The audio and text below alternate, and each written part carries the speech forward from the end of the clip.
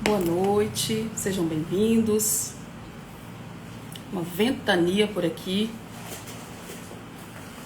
Água Santa, um vento para chuva, bem gostoso.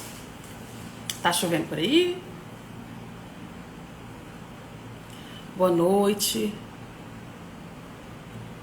Jussânia, Douglas, Maria Elvira. Um dia bom para ficar debaixo do cobertor, mas hoje nós vamos estudar. Correto? Sejam todos bem-vindos. Eu vou começar a aula, porque ela vai ficar gravada, né? Então, quem chegar depois vai pegar o início na gravação. Boa noite, Lilian. Sejam bem-vindos. Boa noite, Rosânia. Ó, choveu, eu nem vi, você acredita? Foi tão corrido hoje pra mim que eu nem vi essa chuva. Mas tá bom. Tô muito animada. Boa noite, Pedro. Vamos começar então uma aula de direitos constitucionais. Direitos constitucionais é um tema que para muitos candidatos é um tema pouco relevante. No entanto, para quem está começando, ele exige, né, uma sistematização de conceitos, e é hoje o dia correto para isso. Então nós vamos agora trabalhar conceitos de prova, revisar para quem já teve essa aula e deixar claro como a banca pode cobrar direitos fundamentais na prova da Câmara Municipal da cidade de Governador Valadares. Então, esse assunto é um assunto que está dentro de todos os editais que envolve direitos públicos. Então, se você vai fazer um concurso para uma empresa pública, para a sociedade de economia mista, naturalmente nós vamos evidenciar o rol desses direitos fundamentais. Mais importante do que estudar os direitos fundamentais é entender como eles surgiram. Eles surgiram num momento importante, onde a escravidão era o momento, era a situação mais comum, e as pessoas não tinham acesso à escolha dos líderes, e os direitos fundamentais surgiu justamente dessa chance do legislador incluir os usuários do serviço público na escolha do seu governante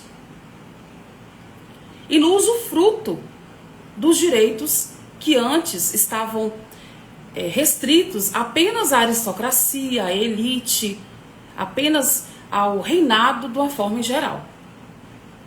Então, direitos fundamentais, em última análise, são direitos modernos. Haja vista, o mundo viveu por anos com a escravidão sendo algo comum. Então, nós podemos concretizar essa afirmação que direitos fundamentais são direitos modernos. Esses direitos têm sido previstos em legislações novas, em constituições modernas, e nós temos também nações que estão na contramão dessa situação e não têm uma pauta de direitos fundamentais.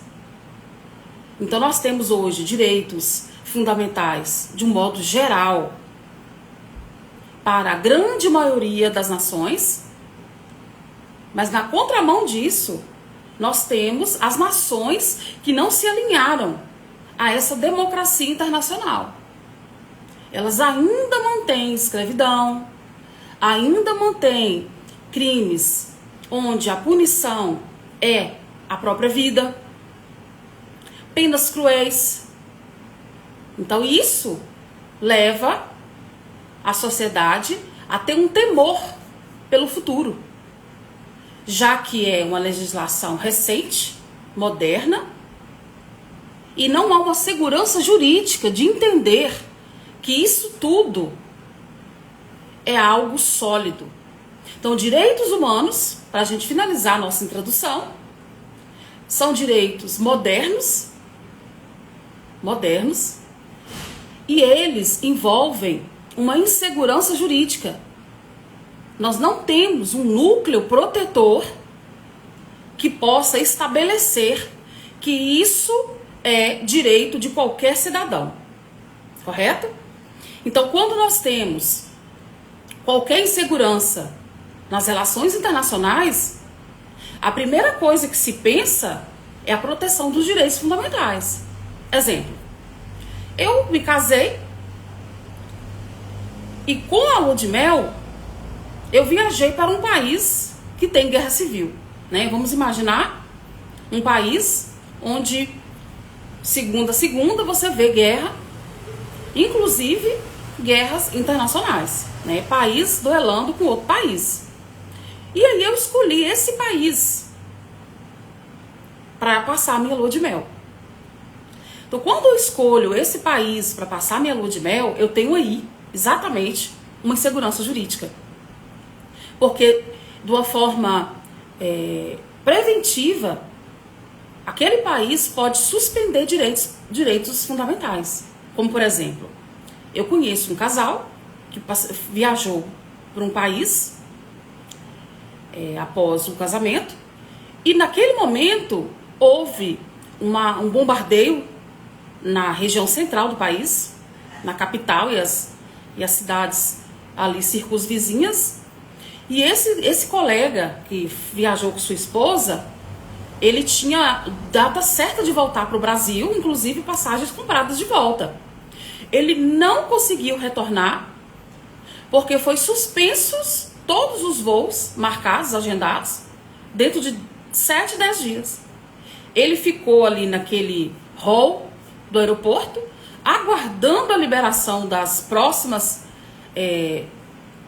frotas, porque ele não podia embarcar num voo de volta, porque ali foi proibido o direito de sair daquele local, para proteger quem estava ali e para proteger os habitantes de possíveis chegadas, né, de aviões que possam trazer mais risco para aquela população. Então, para concluir essa introdução, direitos fundamentais são direitos que levam o ser humano dentro de um usufruto de situações que envolvem moradia, segurança, legalidade, publicidade dos atos envolvendo a segurança pública. E mais do que isso, ele tem o direito de ir e vir de qualquer lugar do mundo, e ele tem o direito de levantar quantias financeiras e também de levar seus bens móveis com ele para o lugar onde ele mora, correto? Então, vamos agora passar para a definição de direitos e garantias. Qual é a diferença entre direitos e garantias? Direitos envolve um núcleo de proteção onde eu posso usufruir caso eu precise. Por exemplo, meu direito de locomoção. Se eu tiver uma passagem agendada para amanhã e eu não puder entrar no aeroporto, eu posso reivindicar o meu direito de entrada e saída do país, porque é um direito fundamental. Agora, a garantia é diferente. A diferença do direito e da garantia é que o direito envolve uma proteção e a garantia vai trazer um modo pelo qual eu vou utilizar para garantir o meu direito. Então vamos lá. Eu estou em um local e fico preso, sem poder sair. Alega-se direitos sanitários, direitos internacionais. E eu tenho meu direito de ir e vir. É um direito, né, constitucional. Mas qual é a garantia que vai me assegurar a usar esse direito na prática? A garantia será justamente os remédios constitucionais. Nós temos 5 remédios constitucionais, e remédio nada tem a ver com doença. Os remédios nada mais são do que garantias constitucionais a direitos estabelecidos. Então, para o direito de locomoção, para o direito de ir e vir, eu tenho um remédio constitucional próprio, que é o habeas corpus. Para o direito, a minha segurança, eu tenho direito a solicitar dos órgãos públicos agentes de segurança para ir ao local e oferecer tranquilidade e segurança, tanto para a minha integridade física quanto a minha integridade patrimonial. Então, do lado do direito, existe uma garantia. Sem uma garantia, o direito ele não pode ser usufruído. Então, as sociedades modernas, elas têm evoluído no sentido de trazer garantias para todos os direitos. Porque se eu, dentro da minha situação comum, precisar usufruir um direito e não tiver uma garantia para me socorrer, eu vou ficar com um direito fundamental no bolso sem poder usufruí-lo. Tá bom? Ficou claro aí a diferença entre direito e garantia? Espero que sim. Então vamos adiantar um pouco mais. Direitos fundamentais, ele não está só prevista na Constituição Federal. Nós vamos perceber que outras leis, outros códigos também podem trazer direitos constitucionais. Exemplo, o direito à infância. Nós temos na Constituição um local próprio que vai disciplinar os direitos do menor, do adolescente. Mas nós temos a criação de um código especial que vai esgotar esse assunto. Nós temos o Estatuto da Criança e do Adolescente. O que a banca pode trazer? A banca pode trazer que os direitos constitucionais fundamentais só podem ser previstos na Constituição Federal. E é um fato errado. Porque nós vemos, na prática, que um código pode vir após a Constituição e trazer de forma especial e de forma exaurida todas essas situações especiais. Como é o caso, né, da Constituição, que trata do direito do menor e do adolescente. E nós tivemos a criação do Estatuto da Criança e do Adolescente. Podemos citar também a proteção ao idoso. O idoso, ele é protegido na Constituição. Os direitos fundamentais trazem proteção aos idosos. No entanto, não impediu que o Brasil escrevesse e publicasse um Estatuto do Idoso. Então, para a gente finalizar e concluir essa parte. Direitos fundamentais, eles não são apenas previstos na Constituição Federal. Claramente, diante de uma melhoria das normas, diante de um avanço das normas, eu terei a criação de leis próprias que vão disciplinar situações especiais. Eu vou incluir mais uma situação especial, que é o direito do estrangeiro. O estrangeiro, quando ele chega num país que não é o dele, ele tem seus direitos próprios. E na Constituição Federal, tem direitos estabelecidos para proteger toda vez que alguém que não é natural daqui venha ao nosso território e aqui permaneça. Dentro dessa modernidade legal, surgiu o Estatuto do Estrangeiro. Então, para concluir, direitos fundamentais, eles não estão só previstos na Constituição Federal. eles também estão previstos em estatutos próprios, acompanhando a modernidade das leis, que é justamente trazer o tema de forma especial, específica e ampliada. Tudo bem, pessoal? Até aqui, alguma pergunta, alguma dúvida? Eu não sei quem está online, então eu não posso falar os nomes, mas quem estiver online pode dar esse feedback, se está tudo bem até agora. Muito bem. Então, esses direitos fundamentais, que não são garantias, né? Nós vimos que as garantias, elas surgirão no momento próprio, justamente para trazer ferramentas para que eu possa adquirir o direito de ir e vir, o meu direito à integridade física. Por exemplo, eu estou em um viaduto, dentro do meu carro, e ali eu tenho meu direito de ir e vir. E naquele momento, a segurança pública, ela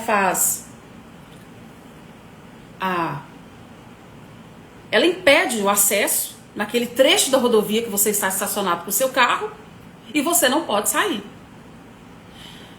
E eles alegam que é proibido passar, voltar ou continuar, haja vista, né, ali ter tido um tiroteio, um acidente. Mas e se você estiver transportando alguém com a saúde frágil? Ou alguém que tem um concurso agendado? Então o que nós vamos ter naquele momento? Dentro do meu direito de ir e vir, eu tenho que ter uma garantia de sair daquele lugar e ir ao encontro do que está agendado ou daquilo que vai trazer um remédio para aquela situação. Então, daquele que está doente e que precisa continuar a viagem ou retornar, os órgãos de segurança pública vão permitir que aquele veículo ultrapasse o impedimento e continue o seu trajeto, certo? Ou, vamos dizer, você tem um concurso, está dentro do ônibus e você quer passar por aquela parte que está interrompida. Você vai mostrar o cartão de inscrição, de matrícula, mostrar a data da sua prova, a hora da sua prova, e por garantia legal você vai ter direito de furar aquele bloqueio. Porque não adianta direitos fundamentais se não existirem garantias fundamentais. Correto? Por aqui tudo bem? Eu vou dar uma olhada no material para ver se eu estou esquecendo alguma coisa. Bom, muito bem. Vamos falar agora dos sujeitos. Quem são os titulares de direitos fundamentais? A pergunta parece ser um pouco óbvia. Ah, professora, os sujeitos, os titulares dos direitos fundamentais são os brasileiros. É uma resposta óbvia, mas ela não vai atender a banca, porque a banca ela já tem uma lista determinada, onde ela inclui não só o brasileiro, mas ela inclui o estrangeiro. Então, o italiano que está de férias do Brasil, ele tem direitos fundamentais? Como, por exemplo, direito de ir e vir? Tem. Tem. Então, eu coloco aí como titular, primeiro, o brasileiro. Segundo, eu vou colocar aqui o estrangeiro. Certo? Terceiro, por último, dada a modernidade das leis, eu vou acrescentar as pessoas jurídicas. Correto? Então, o que seriam pessoas jurídicas como titulares de direitos fundamentais? As pessoas jurídicas são ao contrário de pessoas físicas. Porque pessoas físicas são aquelas que têm CPF. Pessoas jurídicas são aquelas que têm CNPJ, são empresas.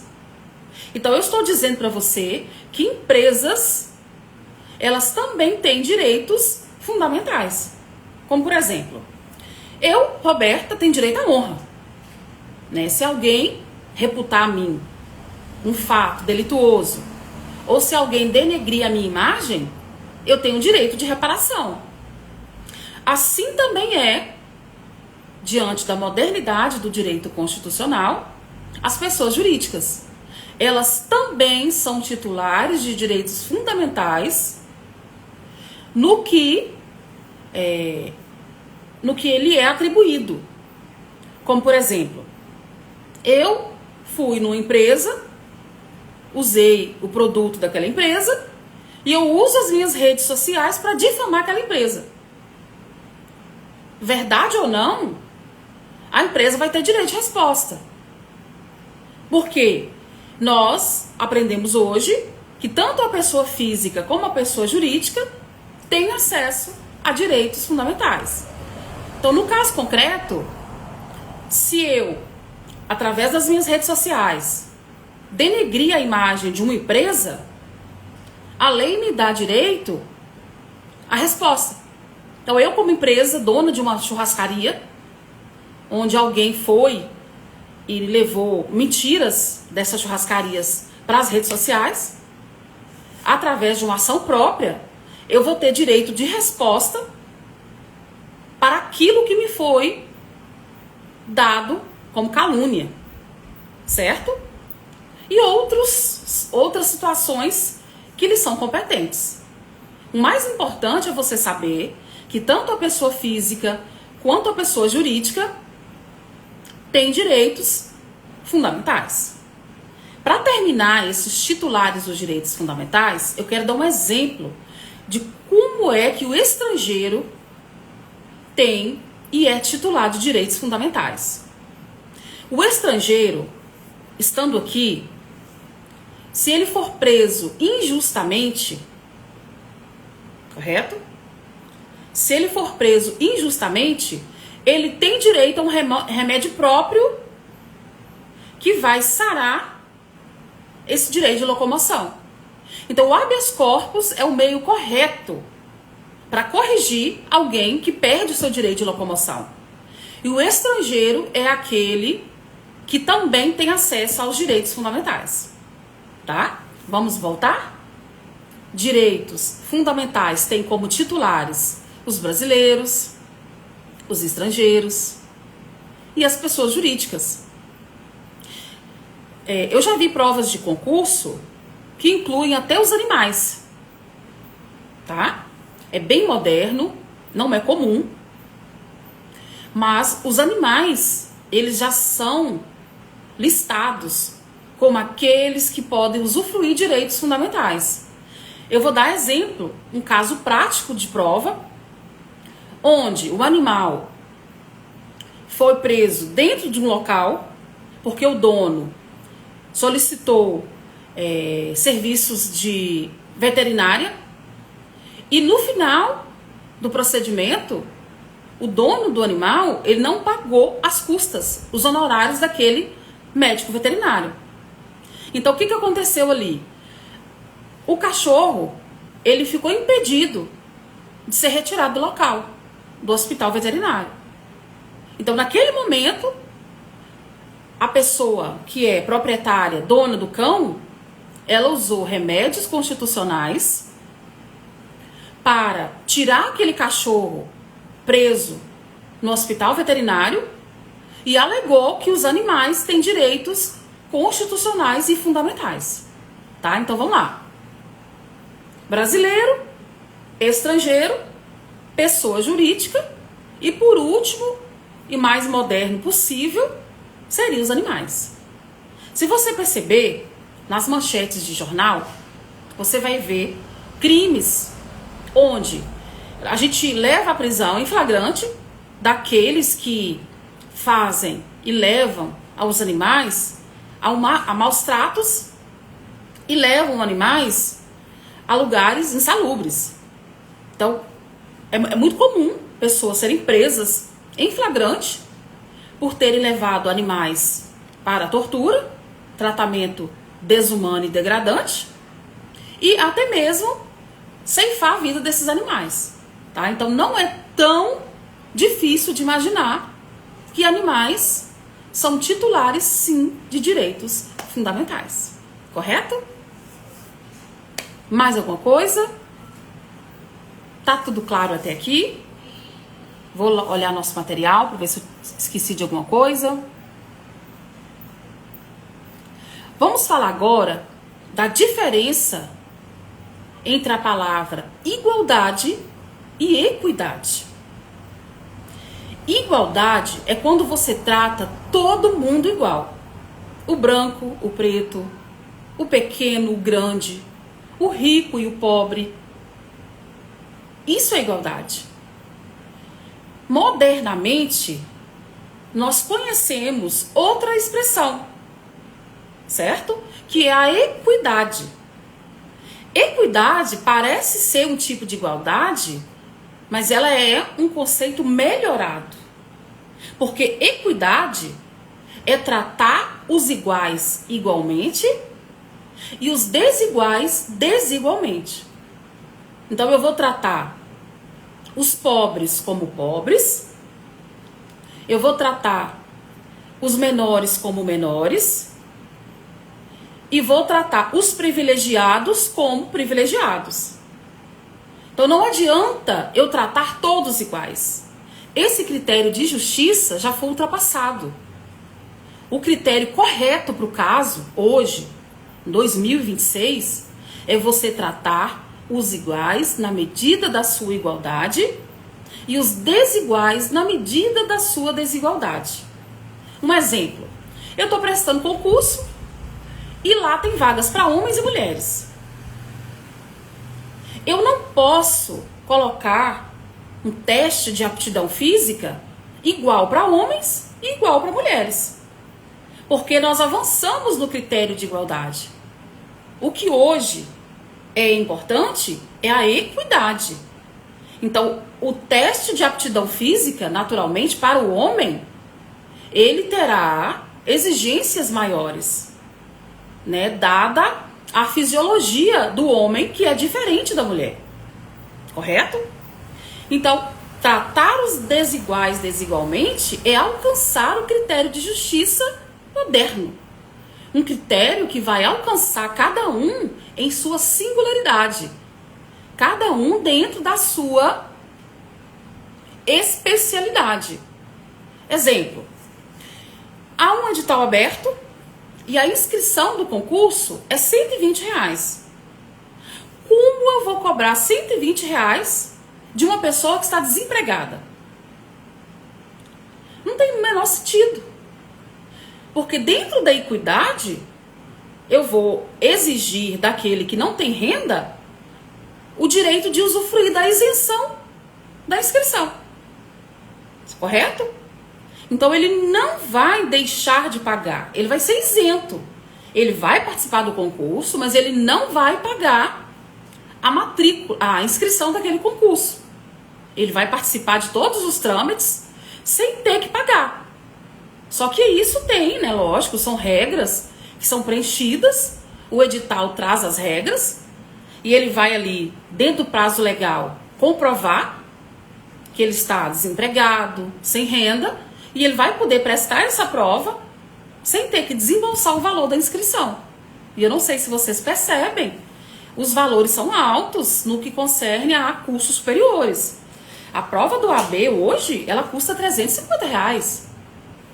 Vamos imaginar uma pessoa desempregada que paga cursinho, que paga a faculdade ainda, e no último semestre ele resolve prestar a prova da ordem.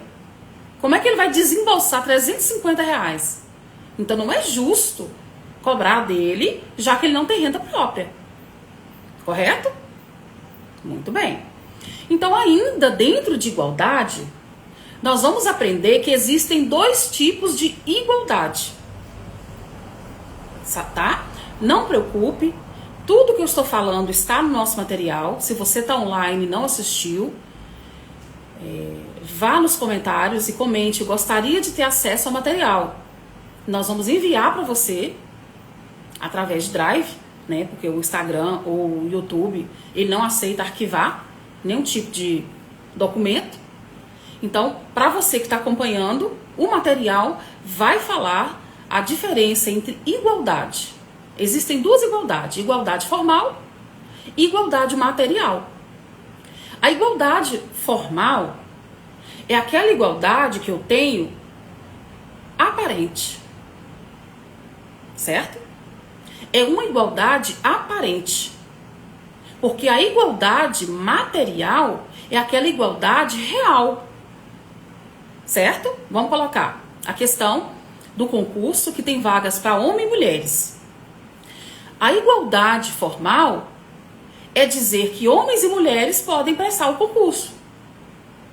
Mas a igualdade material, que é a igualdade verdadeira, é a igualdade levando em consideração natureza, gênero, estatura, peso, idade. Ela vai estabelecer um teste de aptidão física, que é conhecido como TAF, proporcional às pessoas que são diferentes. Exemplo, concurso da segurança pública tem vaga para deficiente físico? Tem sim. Então, quando a gente percebe um concurso como a Polícia Penal, nós tivemos vários alunos, que tinham deformidades nas mãos. E eles ficaram inseguros de prestar aquele concurso.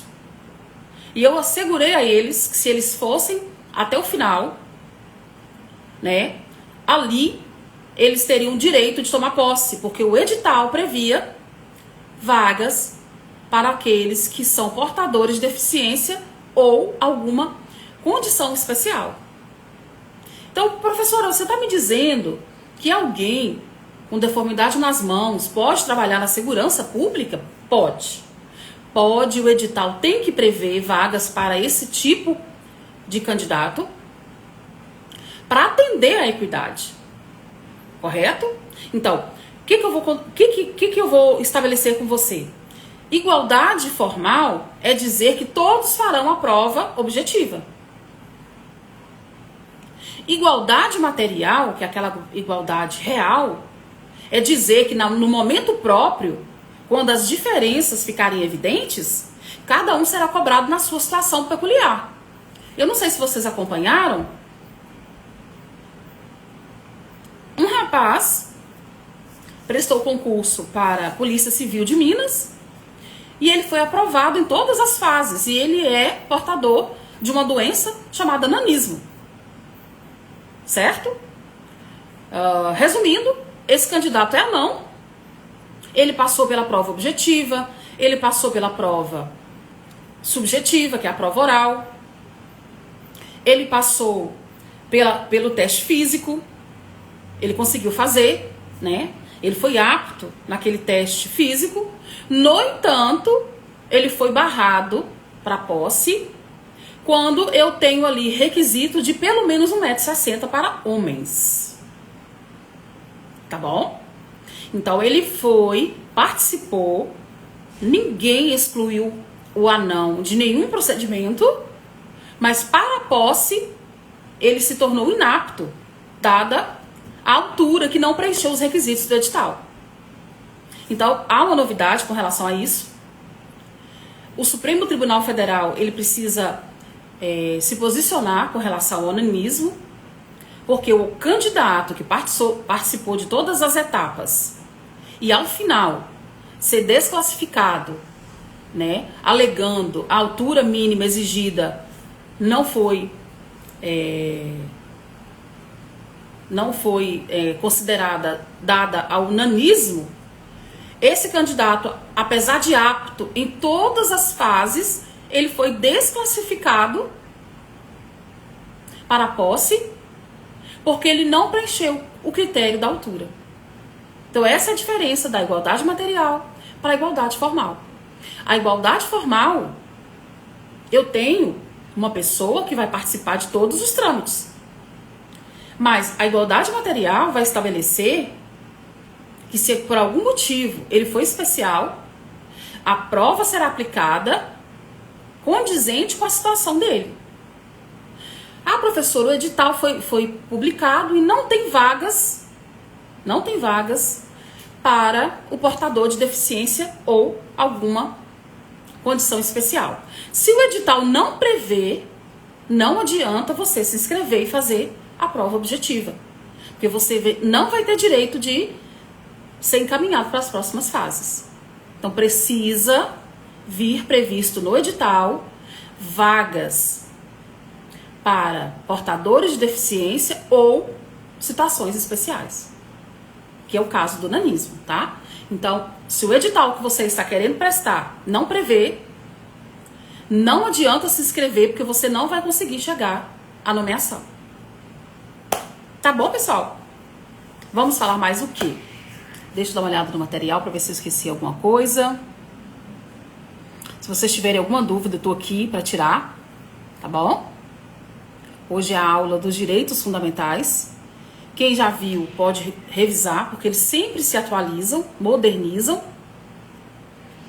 Quem nunca viu, eu recomendo que pegue o material com atenção, faça as questões, porque as bancas sempre cobram direitos fundamentais nas provas. Apesar de ser um assunto antigo, apesar de ser um assunto que cai em todos os editais, salvo exceção, né?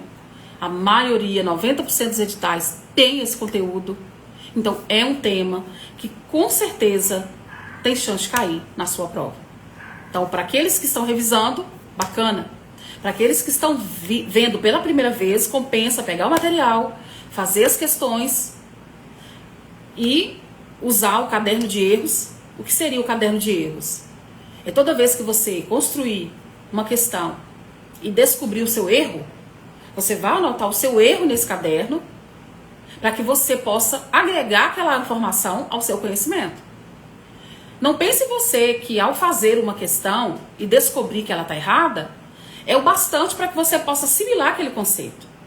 Não é o suficiente. Para que você armazene essa informação, para que você possa trazer aquela informação para a sua memória, você precisa fazer aquela questão pelo menos 3 vezes. Só que diante do edital, que é longo, extenso, você não vai ter condição de fazer a questão 3 vezes. Então é melhor você fazer uma vez, errar, anotar no seu caderno de erro e sempre que possível você revisar. Tá bom? Então vamos lá. Vamos falar agora do direito à propriedade, que é um direito fundamental. O direito de propriedade é o direito mais moderno, é o direito mais recentemente incluído na Constituição Federal. Por quê? Porque o direito de propriedade, ele veio com a decadência do iluminismo. Correto? Com a decadência do iluminismo, ali na Revolução Francesa, o Estado, ele deixou de ser o possuidor dos imóveis, do bem público, e os usuários do bem público passaram a ser pessoas que também poderiam adquirir propriedades. Então, qual é o direito mais recente nessa lista de direitos fundamentais? É o direito à propriedade. Justamente inaugurou a nova onda do iluminismo, do humanismo, com a derrota do iluminismo. Professor, eu não sei bem, eu não lembro bem a diferença do iluminismo e do humanismo. Beleza. O iluminismo, ele pressupunha que o Estado era o único que poderia ter a posse dos bens públicos, certo? E era o único que poderia usufruir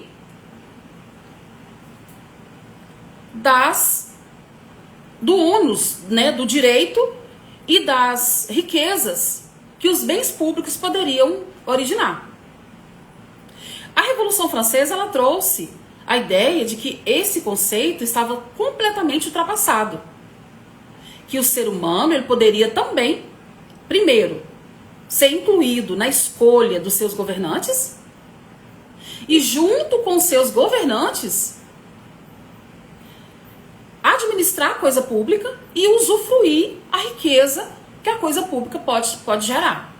Então isso ocorreu quando a burguesia rica não poderia participar da aristocracia, porque somente aqueles que eram donos da aristocracia poderiam ter cargos públicos, poderiam usufruir das coisas públicas. E aí nós tivemos a criação do legislativo. O legislativo foi criado nomeando pessoas detentoras de cargos políticos para representar a sociedade. Então, o legislativo, dos 3 poderes, foi o último poder a ser criado. Ele foi um poder criado de forma estratégica para incluir a burguesia dentro da aristocracia. Então, eles ocuparam cargos de vereadores, eles ocupavam cargos de deputados, cargos de governadores, presidentes e prefeitos. Correto? Hoje, 2026, qualquer cidadão pode se candidatar a um cargo político. Antes, eu precisava ter bens para participar do legislativo. Hoje, não. Hoje, qualquer pessoa pode se candidatar a um cargo político dentro dos requisitos. Por exemplo, para ser prefeito, tem uma idade mínima, para ser governador também, para ser presidente também. Então, dentro dessas regras eleitorais, qualquer pessoa pode ter um cargo político. Coisa que era impossível de se imaginar no iluminismo. Porque tudo somente pertencia ao reinado, à aristocracia. Correto? Então, o direito a voto é um direito constitucional e fundamental. Muitas pessoas deixam de votar alegando ser um enfado, alegando ser um direito que elas nem mesmo gostariam de usufruir. Mas foi um direito muito difícil de ser conquistado. Por último, nós tivemos as mulheres como aptas, primeiro, a escolherem seus governantes e, segundo, a serem governantes. Mas foi muito difícil. Nós tivemos a história da direta já, quando a população brasileira se reuniu, foi para as ruas, decretou que ela estava farta do autoritarismo e ela gostaria de escolher os seus próprios diretores, os seus próprios líderes políticos. Então, desde então, nós tivemos a democracia como modelo ideal e protegido. E nós podemos concluir que a democracia também é um instituto moderno. A nossa democracia, ela data a época das diretas já. Se você for pensar, tem menos de 40 anos. E 40 anos não é um prazo que traz segurança jurídica para a democracia. Professora, me dá um exemplo que está no paralelo. Te dou um exemplo que está no paralelo. Existem países que há séculos a democracia é o regime adotado e é um regime sólido e eles não têm nenhuma ideia, pensamento contrário de alternar para monarquia ou qualquer outra forma, tá bom?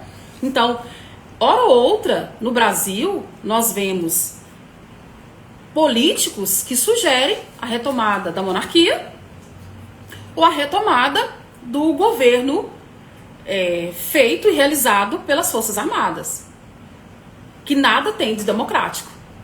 Levar a direção da coisa pública, dos bens públicos, para um setor apenas, é colocar a democracia debaixo do tapete. Então nós lutamos muito pela democracia. É algo que nós temos que preservar, porque ela proporciona a igualdade de direitos, dando a qualquer um ocupar um cargo público. Qualquer um em que nível? Um homossexual, um transgênero, uma pessoa portadora de necessidades especiais, uma pessoa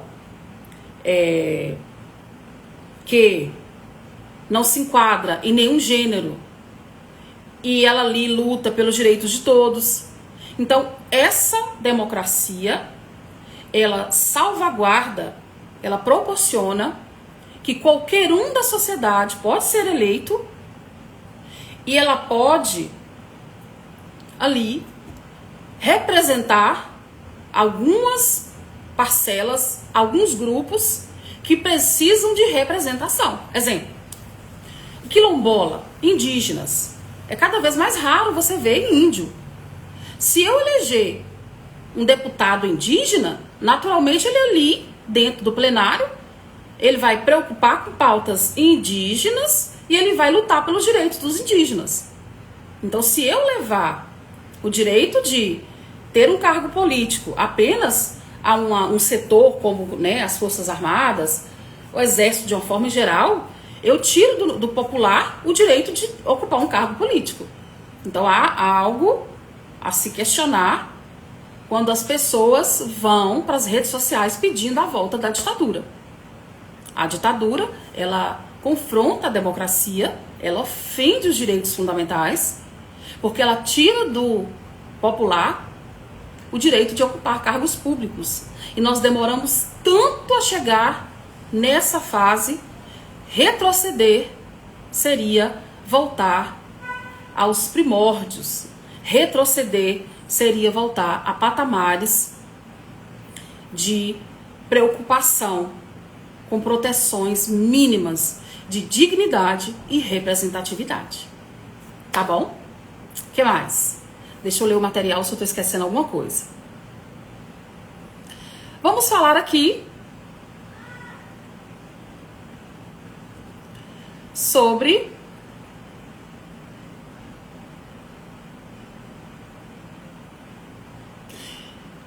remédios constitucionais. Remédios constitucionais, que são 5 que estão na Constituição Federal, elas são as garantias para os direitos. Então, eu tenho direito de locomoção? Tenho? Qual garantia? Habeas corpus. Eu tenho direito de ter acesso aos meus dados. Eu preciso fazer um concurso, perdi a minha identidade e eu preciso de uma nova identidade. E aí, o órgão público se nega a fornecer habeas data. Eu tenho direito a ter a minha nomeação no concurso, porque o órgão público nomeou alguém que estava atrás de mim. Mandado de segurança. Vocês perceberam? Eu preciso de uma lei que trata a minha situação especial. Por exemplo, hoje, uma mulher que ela não tem condição hormonal de gerar um filho, no Brasil, ela pode utilizar a fertilização in vitro, né? Ali ela vai optar por um serviço de uma clínica. Nessa clínica, ela vai congelar seu embrião, e esse embrião, muitas vezes, ele é gerado em 2, 3, 4.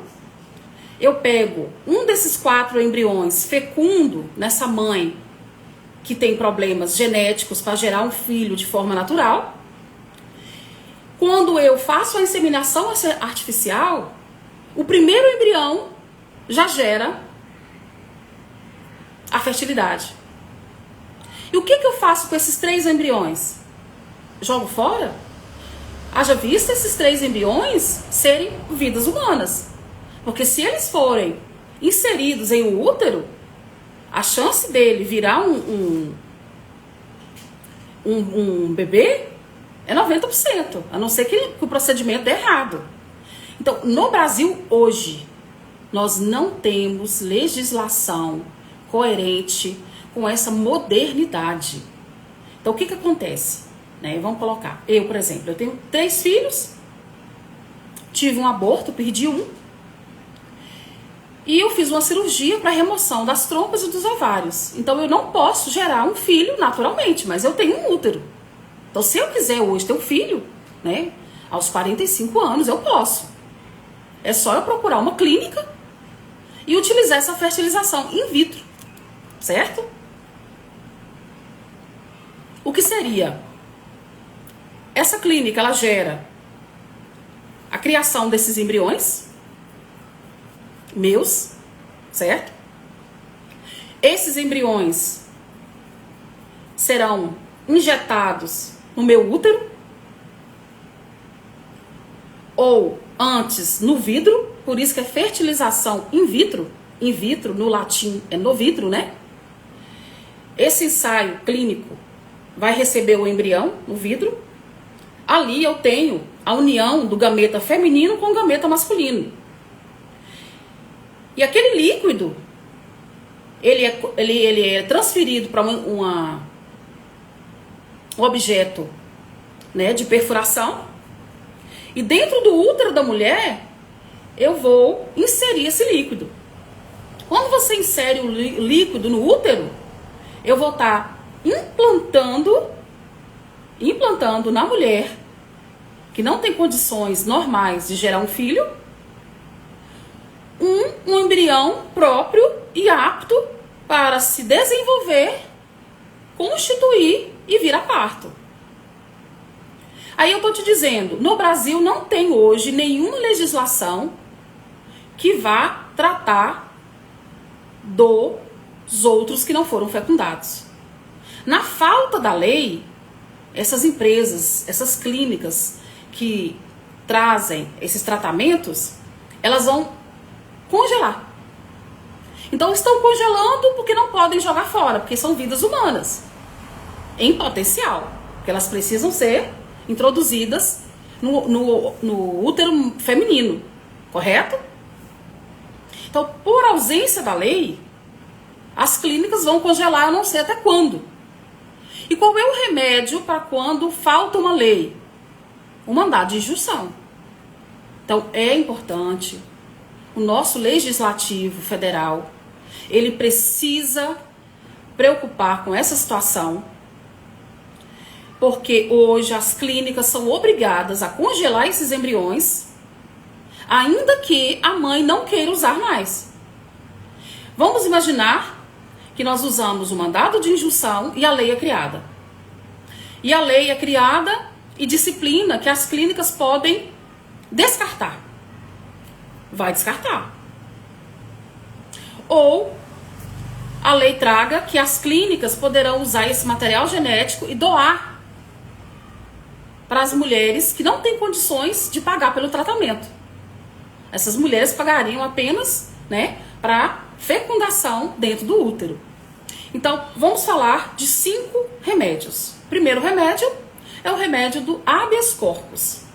Todo aquele que tem o direito de ir e vir for impedido de usar esse direito, o remédio correto é o habeas corpus. Exemplo, vamos lá. Eu fui parada numa blitz, né, e o agente de segurança pública pediu os meus documentos, e eu disse que os documentos tinham sido furtados, e ele alega que eu não tenho posse de documentos pessoais, eu seria encaminhada à delegacia. Correto? E ali eu sou mantida durante 2, 3, 4 horas. Se eu quiser sair e for impedida de sair, o remédio correto é o habeas corpus.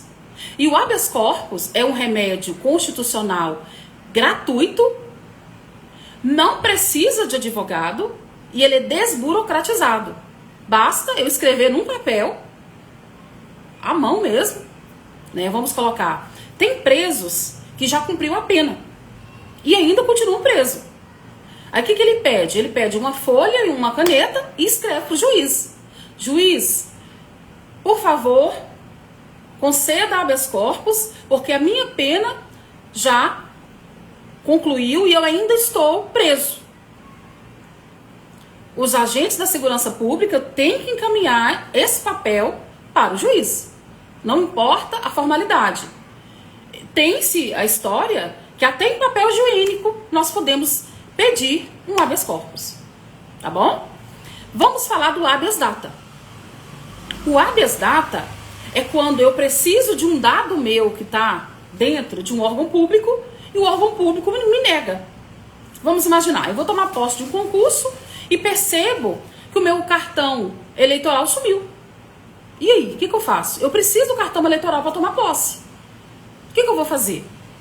Eu vou lá no cartório e peço para o cartório emitir uma segunda via. E pessoalmente o cartório alega que ele não está trabalhando porque está em reformas. Mas é um direito meu. Qual é o remédio para curar, para sanar essa irregularidade? O habeas data. Ele não é gratuito. Assim como o habeas corpus, ele é um remédio, mas o habeas data não é gratuito. Ele tem as suas taxas comuns. Correto? Vamos falar do mandado de segurança. Eu passei um concurso, lógico, né? A gente tem que pensar em algo que a gente deseja. A gente tem que pensar em algo que a gente mentaliza o tempo todo. Quero ser aprovado no concurso público. Vamos lá. Passei no concurso público, eu tenho ensino médio ou ensino superior e eu perdi meu diploma. E agora? Como é que eu vou tomar posse?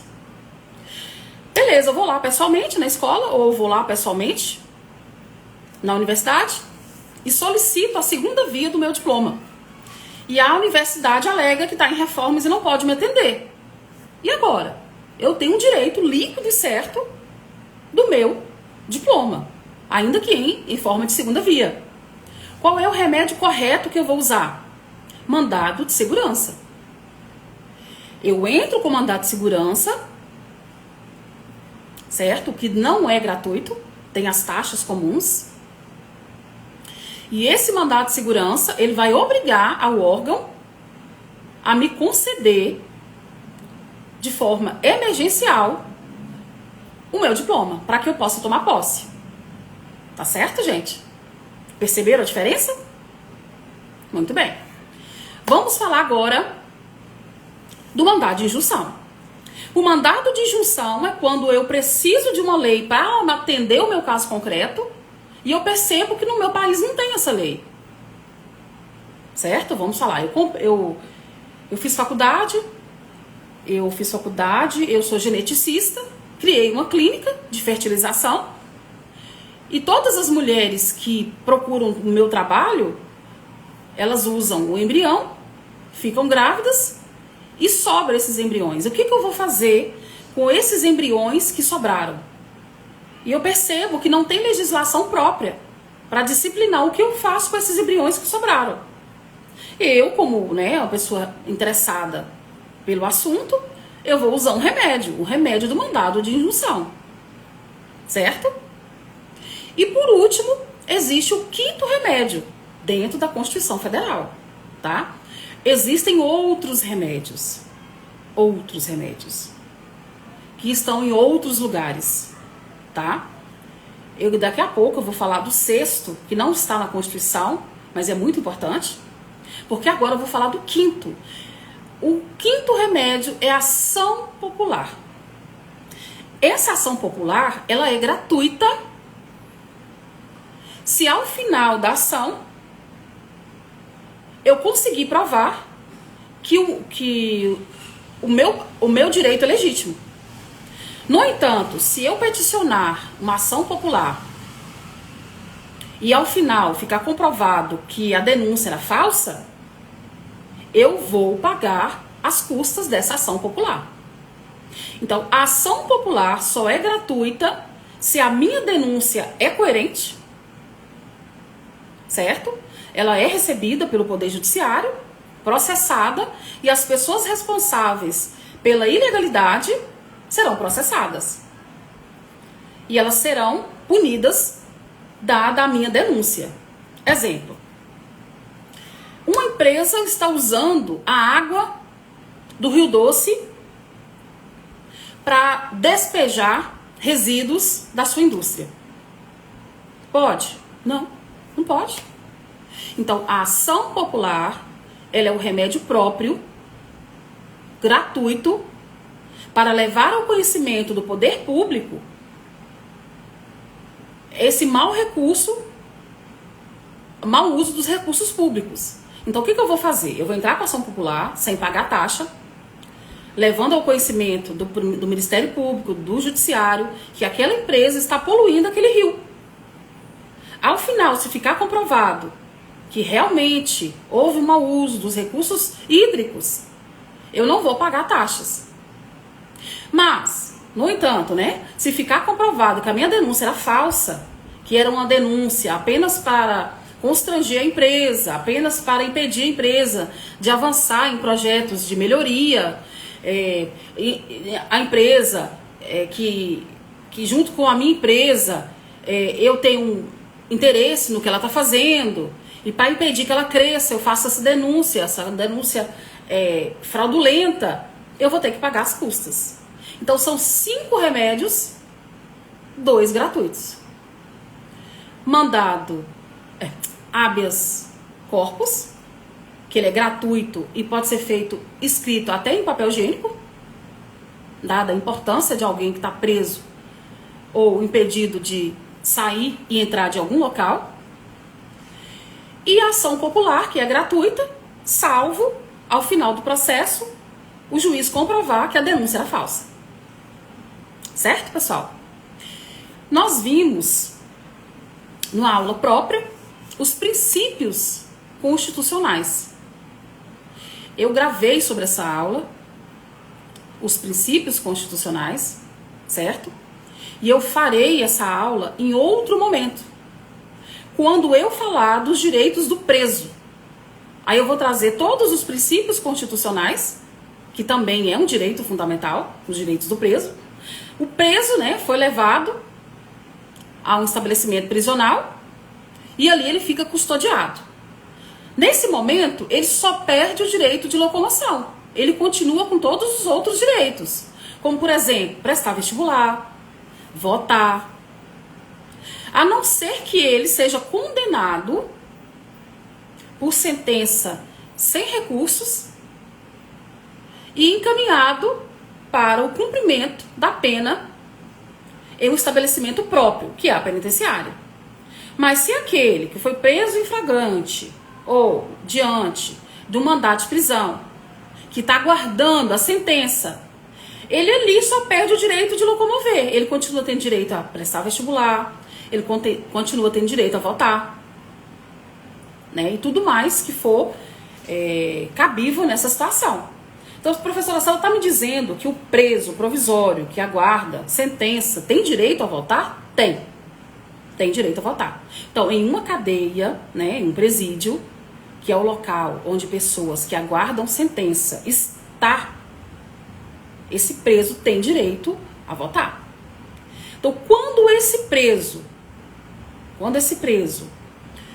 sofre a pena sem nenhum tipo de recurso, eu tenho já um preso definitivo. E uma das coisas que ele perde é o direito de voto.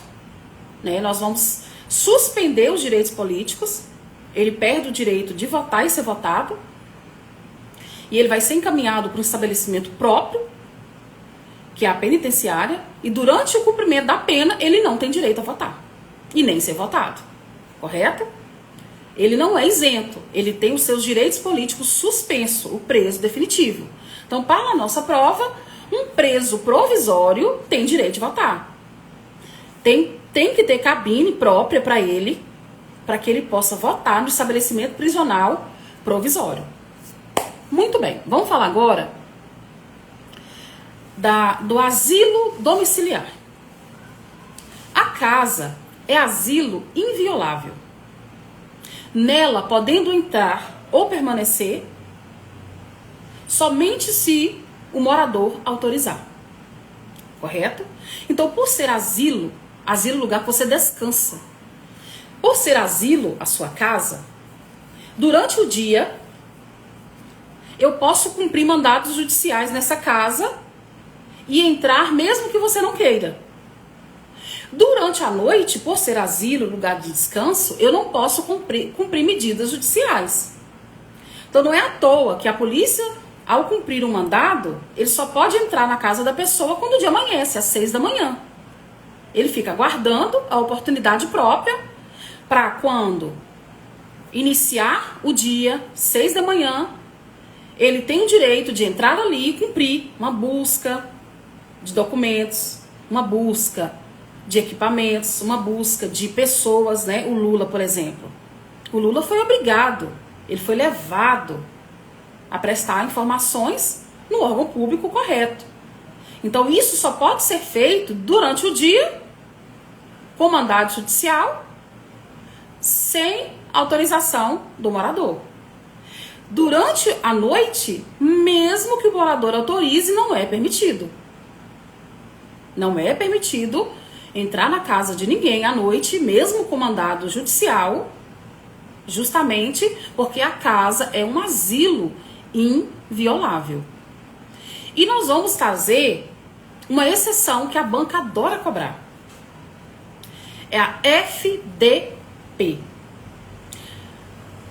Qual é a exceção FDP? FDP é a exceção que vai autorizar qualquer um entrar durante a noite. F de flagrante.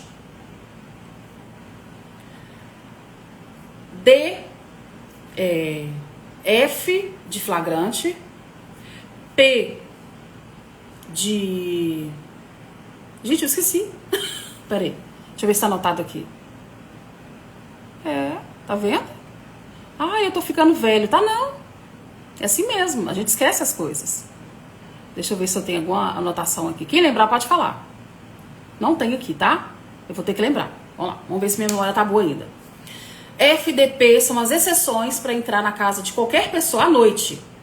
FDP, flagrante. Flagrante. FDP. Esqueci, tá? Quem lembrar e quiser falar, me ajuda aí. Mas até o finalzinho da aula a gente vai lembrar. Flagrante, vamos colocar. A polícia percebe que está acontecendo um crime dentro da casa e é à noite. E agora? Eu vou ficar esperando o dia amanhecer? Não. Não, eu vou entrar na casa. Arrombamento de porta, rompimento de obstáculo, porque ali está acontecendo um flagrante de crime. Lembrei do D.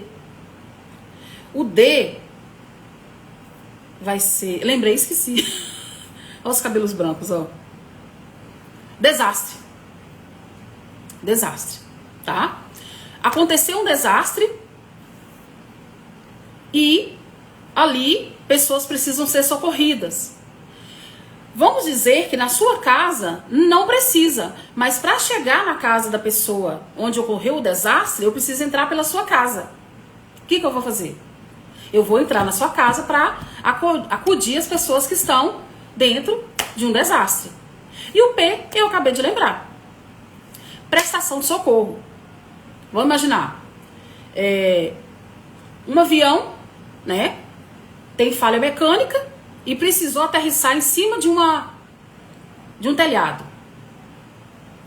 A casa está fechada, ninguém pode entrar. É noite, não pode entrar nem com mandado judicial. Pode sim, porque para prestar socorro eu posso entrar em qualquer horário, inclusive à noite. Vamos lembrar? FDP. Flagrante, desastre e prestação de socorro. Não esquece não, tá? Que a banca adora cobrar o FDP. Vou procurar mais coisas aqui pra gente estudar. Muito bem. Essa lista de direitos fundamentais é uma lista taxativa ou exemplificativa? A banca adora cobrar. Taxativa é uma lista fechada que não aceita incluir novas situações. Exemplificativa é uma lista que serve como exemplo e diante de situações que surgem e há necessidade de incluir novas proteções, nós vamos incluir. Então, o que você acha? A lista dos direitos fundamentais é uma lista taxativa ou exemplificativa? É exemplificativa. Não é à toa que nós temos vários novos direitos, inclusive o Estatuto do Idoso, após a Constituição Federal, o Estatuto da Criança e do Adolescente, o Estatuto do Estrangeiro, etc. Tá? Então, normas surgiram após a Constituição e elas envolvem direitos fundamentais e elas não estão na Constituição, são direitos fundamentais e prova que essa tabela, essa lista não é taxativa, ela é exemplificativa. Certo? Vamos lá.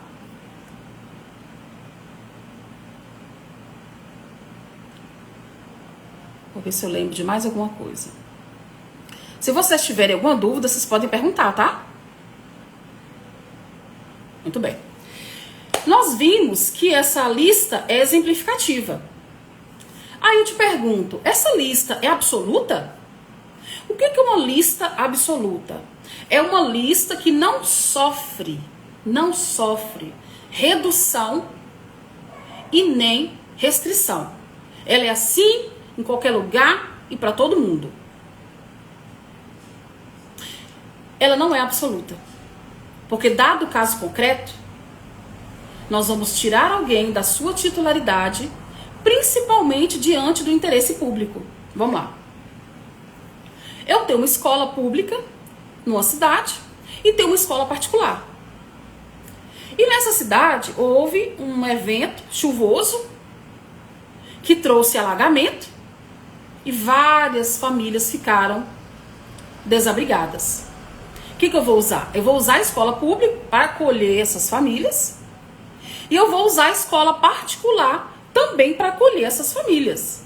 Peraí, mas a escola é minha. Eu comprei, é minha. Ela não é pública. Sim, você tem direito à propriedade, a escola é sua, é verdade. Mas diante do interesse social de acolher essas pessoas desabrigadas, essa pessoa, dona da escola particular, ela é obrigada a fornecer o local para abrigar essas famílias desabrigadas. Entenderam bem? Certinho? Então, a lista não é absoluta. A lista não é absoluta. Em determinadas situações, eu, como titular dos meus direitos, eu vou perder, principalmente quando o interesse público estiver em jogo. Outro exemplo, para ficar mais claro. Eu tenho uma casa, moro nela, e ela era do meu bisavô. Meu bisavô morreu, ficou pro meu avô. Meu avô morreu, ficou pro meu pai. Meu pai morreu, ficou pra mim. E eu amo essa casa porque ela guarda a história da minha família. Mas a prefeitura precisa construir um viaduto. E é justamente onde está a casa que eu herdei do meu bisavô. E agora? Não. A lista dos direitos fundamentais é absoluta. Não é.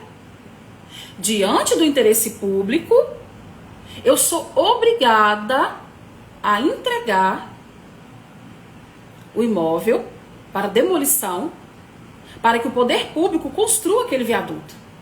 Correto? É claro que eu vou pagar a indenização própria para aquele que está concedendo o direito de propriedade para o poder público para que ele possa concluir aquela obra da construção do viaduto. Então essa pessoa, ela vai sofrer a desapropriação. Essa desapropriação, ela vai dar direitos ao proprietário a uma indenização em dinheiro, justa e anterior à entrega do imóvel. Certo? Então vamos lá. Eu, que estou ocupando esse imóvel, que foi do meu bisavô, do meu avô e do meu pai. Antes de entregar o imóvel para ser demolido, eu preciso ir para outro lugar. Mas eu não tenho dinheiro. Então o que eu vou fazer? Eu vou comprar o imóvel depois de receber a indenização. Então eu vou pagar a pessoa o valor do imóvel justo e atualizado em dinheiro. Essa pessoa, com o dinheiro da indenização, ela vai ter direito a comprar outro imóvel. Só assim eu vou desocupar e entregar para o poder público. Correto? O que acontece? A banca pergunta o seguinte: e se verificar que o viaduto não foi construído e a casa do meu avô ainda está lá? Eu posso reverter a desapropriação? Posso. Se a casa do meu avô ainda estiver lá, ou não, ou até o imóvel, ou até o lote, e a prefeitura não construiu, ou pior, ela construiu um hotel para a filha do prefeito. Ela não atingiu o bem público, que era aquela obra pública. Eu posso entrar com ação própria. Ação própria. Para anular a desapropriação, o problema é devolver o dinheiro, né? Na maioria das pessoas acabam comprando outro imóvel.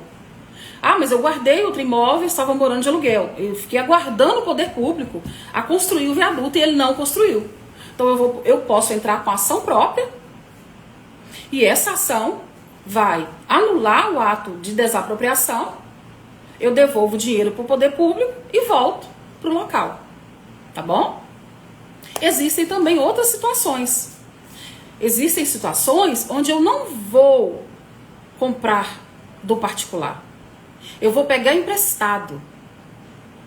O nome disso é requisição. Um é desapropriação, eu compro, você sai e eu derrubo, ou uso para outro fim. Posso usar para um museu, né? A casa mais antiga do bairro. É uma casa ótima para ser um museu. O prefeito quer e eu não quero. Se o prefeito quiser, ele vai entrar com um decreto desapropriatório e eu tenho que entregar a casa antiga, querida, herdada pelos meus antepassados. E aí que eu passo lá e vejo que não construiu nada público. Construiu um restaurante. Então eu posso anular esse decreto de desapropriação. Eu também posso usar provisoriamente o imóvel. O nome disso é requisição. Lembra do que eu falei das chuvas, né? Das famílias que ficaram desabrigadas? Então, o poder público ele vai entrar com um decreto de requisição, ele vai usar a escola particular por um tempo, não vai pagar nada, e se tiver qualquer tipo de bem, qualquer tipo de deteriorização, né, qualquer tipo de depredação daquele imóvel durante o uso da requisição, eu vou indenizar após a entrega daquela escola para a dona da escola, tá? Então eu uso, utilizo, atendo o fim público. Se tiver algum tipo de deteriorização, eu vou reparar esses danos quando eu entregar esse imóvel. E aí serve também para coisas móveis. Em Valadares, por exemplo. Em Valadares, quem já morou na ilha sabe, né? Pessoas precavidas, onde sua casa recorrentemente sofre com alagamento, essas pessoas têm na garagem o seu veículo e um barquinho, né? Um caiaque, um barco, uma locomoção ali dentro de águas, através das águas. Então o que acontece? Houve uma enchente, o dono da casa não tá, e ele tem uma lancha. Essa lancha ela pode acolher a sociedade, uma pessoa doente. O poder público, através de um decreto de requisição, que é o uso provisório de um bem móvel ou imóvel, usa e devolve. Se tiver deteriorização, repara, tá? Então, tome muito cuidado da diferença entre requisição e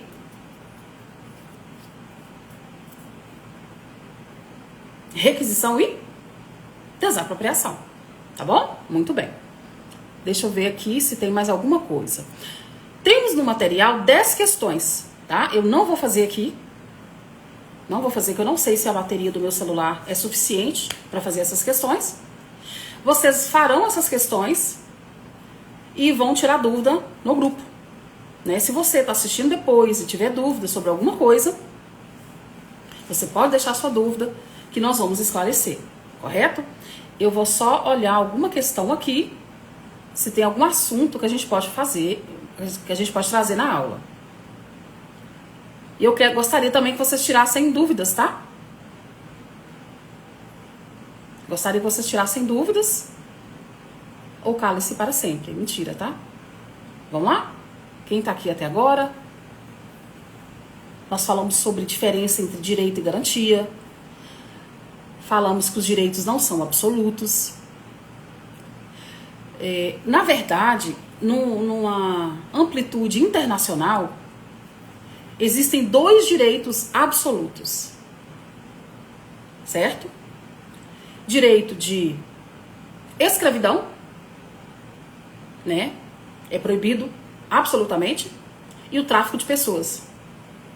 Professor, existem 2 direitos absolutos? Existem. Porque essa lista não é absoluta.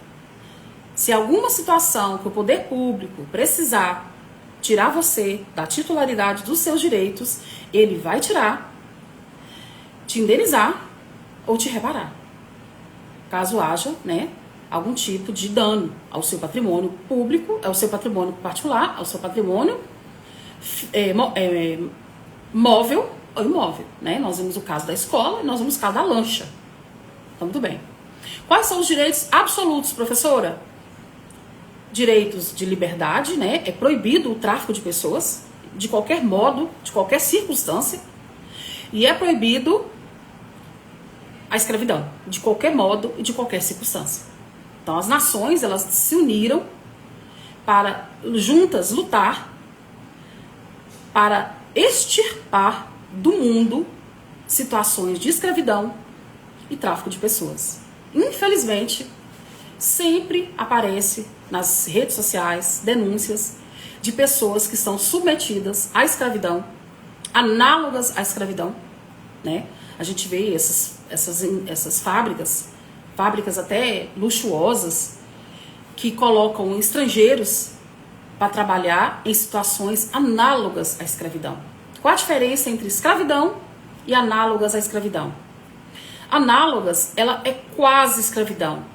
Por exemplo, não tem salário, essa pessoa não tem direito nem lugar para dormir, e ela não pode ir embora, porque as empresas confiscam os documentos, principalmente o passaporte, e essa pessoa tem que pagar com o trabalho a comida, remédios e qualquer outra coisa que ela possa utilizar enquanto ela estiver trabalhando naquela empresa, tá? Então é diferente escravidão a uma situação análoga à escravidão. Análoga é porque se parece com escravidão, mas não é. Para mim, né, qualquer pessoa que for submetida a um trabalho sem direito a salário, sem um lugar para descansar, principalmente ter seus documentos confiscados, para mim é mais do que escravidão. Para mim é cercear os direitos dessa pessoa ao ponto de levá-la a uma situação pior do que se faz com animais.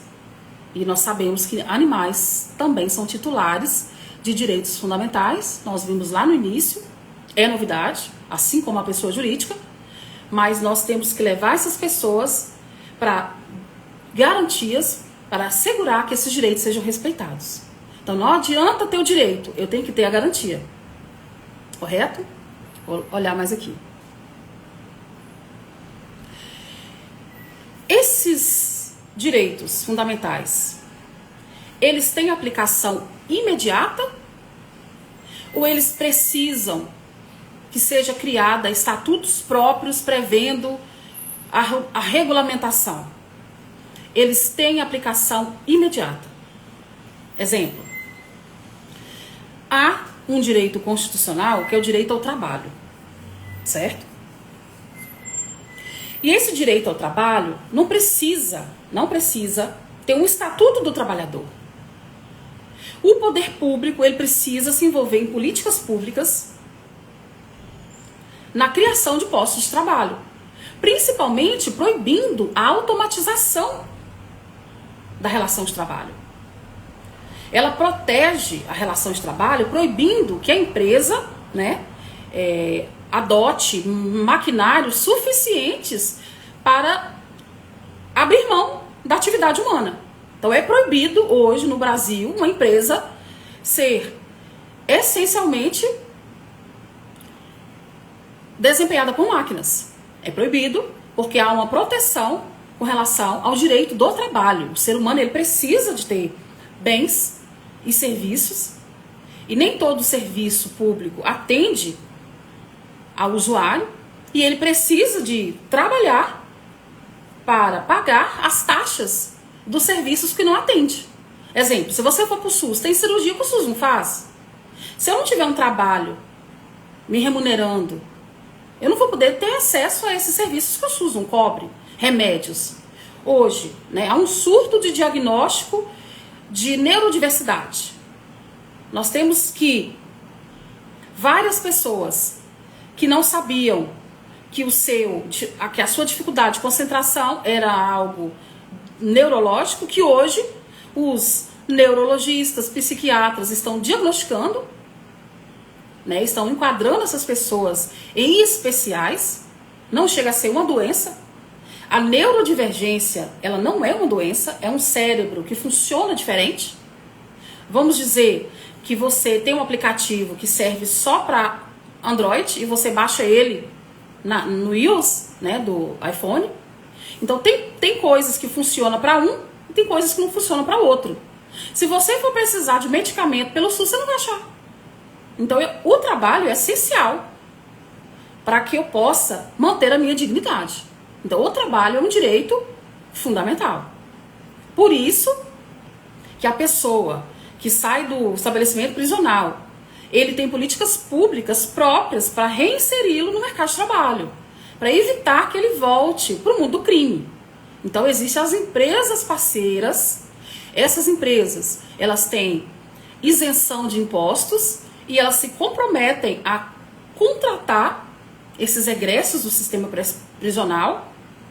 Então o que ela há uma contraprestação? Ela contrata quem está saindo do sistema prisional para dar a chance dessa pessoa se reerguer, ter uma renda para cuidar da sua família, e em contrapartida ela tem descontos em fisco, né? Em tributos, taxas, porque o poder público ele precisa das pessoas trabalhando para, enfim, conseguir cumprir as necessidades básicas que pela Constituição serão garantidas pelo Estado, mas nós sabemos que não é satisfatório. E aí que a sua banca vai perguntar sobre os direitos mínimos. Existem direitos mínimos que devem ser assegurados pelo poder público? Sim, tá? Ainda que o poder público alegue falta de recurso, há direitos que são mínimos e ele tem obrigação de prestar. Professora, me dá um exemplo. Uma pessoa que está em situação de rua, ela não tem condição de contratar um aluguel. O poder público vai oferecer moradias para essas pessoas, ainda que para pernoites. Ele vai oferecer moradia popular a preços acessíveis, certo? Porque ele sabe que direitos mínimos ele precisa assegurar. Também incluo o direito à saúde. Eu, como oficial de justiça, eu costumo intimar o município para garantir remédio para alguém, e cirurgia e transporte. Ah, mas o poder público municipal está endividado, ele não tem recursos. O juiz entra com a medida própria, o oficial de justiça vai no poder público, entrega o mandado, e o poder público ele precisa assegurar a você direitos mínimos. Então, se você não tem direito para pagar uma transferência sua para o hospital em Belo Horizonte, para um leito que foi disponibilizado, o poder público ele é obrigado a fornecer o transporte, tá? Sem você ter que arcar com nada. Professora, mas eu fui lá na prefeitura e eles não me concederam. Você vai entrar com a medida judicial através do seu defensor público próprio ou defensor público, né? Lá na defensoria pública mesmo, e nós vamos assegurar esses direitos para você, correto? Valadares tinha um restaurante popular, né? Tem pessoas que não têm dinheiro para comprar uma refeição completa. Esse restaurante popular, ele serve para oferecer uma alimentação equilibrada para essas pessoas que não têm salário, essas pessoas que vivem em situação de rua, tá? Você que vai fazer provas abertas, provas que tem redação, nós não utilizamos mais moradores de rua, tá? A norma nova, ela traz pessoas em situação de rua, porque ninguém está na rua porque quer. Nós entendemos que essa pessoa está ali de forma provisória e o Estado tem obrigação de fornecer para ela abrigos onde ela vai dormir, tomar um banho e realizar refeições, tá certo? Eu vou olhar mais um pouco aqui. O rol não é exemplificativo, não é taxativo. Esse rol é exemplificativo. E é isso mesmo. Chegamos ao fim da nossa aula. Hoje rendeu, o artigo 5º é enorme. Tem algumas coisas que eu não trouxe, porque é muito simples, basta a leitura. Essa aula ia ficar muito extensa, até para você que está em casa, né, que precisa ainda estudar o simulado. Eu vou encerrar agradecendo a atenção de vocês. Para quem está online, eu abençoo o estudo de vocês, eu abençoo o descanso de vocês. Para quem vai assistir depois, eu abençoo desde já que essa aula possa trazer à memória fatos para a prova, para a vida do cidadão em geral. Isso, a Lígia, né? Muito bom. A Lígia chegou depois, ela vai assistir depois. Então é fundamental assistir essa aula para quem nunca viu direito constitucional. Para quem não viu, é fundamental. Professora, eu já estudei. Talvez alguns tópicos que sejam importantes, ou talvez o próprio simulado, mas para quem nunca viu, é fundamental, tá? Então eu agradeço a vocês. Para mim é um privilégio de poder compartilhar o meu conhecimento. Isso aqui não é um trabalho, é uma missão de vida. E eu já tentei ser várias outras profissões, mas é aqui, dando aula, cuidando de vocês, levando vocês a sonharem, dizendo para vocês que é possível. É aí que eu encontro a minha missão. Não adianta você ter um cargo público que vai te dar dinheiro. Não adianta ter um cargo público que vai te dar viagens, que vai te dar estabilidade. Você tem que encontrar, além disso, a sua missão. Quando você encontrar a sua missão, esse vazio que está no seu coração vai ser preenchido e você vai perceber que era muito mais fácil o contentamento, porque não são coisas e nem dinheiro que faz você sentir essa sensação de dever cumprido. Eu sinto essa sensação quando eu estou dando aula, principalmente presencial. E quando eu posto nos stories, nos grupos, os depoimentos dos alunos, eu penso assim, Deus foi comigo, Deus foi com esse aluno, porque sem ele nada podemos fazer. Tudo é para a glória dele. Eu sozinha não conseguiria, mas ele é o meu pai, o meu consolador. Ele é quem me usa. E eu não sei fazer nada melhor do que dar aula e incentivar pessoas, tá bom? Um beijo, que Deus abençoe a todos. Estamos aí.